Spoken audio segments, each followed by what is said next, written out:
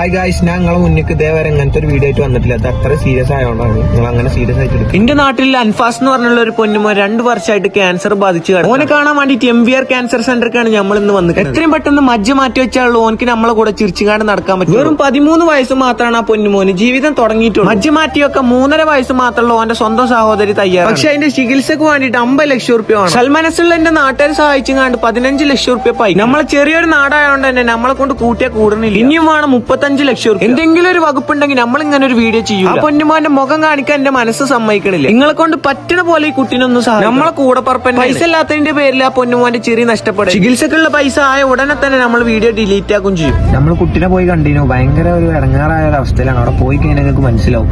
അപ്പോൾ നിങ്ങളോട് എന്താ പറയാനുള്ള വെച്ചാൽ നിങ്ങളൊന്ന് മാക്സിമം സഹായിക്കുക കുട്ടീനെ. കാരണം എന്താ വെച്ചാൽ ഇത് ഒരു സഹതാപ വീഡിയോ ആയിട്ട് നിങ്ങൾ ആരും കാണരുത്. ഇതൊക്കെ ഓരോ മനുഷ്യന്റെ ഒരു കടമയാണ്. കാരണം എന്താ വെച്ചാൽ നാളെ നമുക്ക് ഈ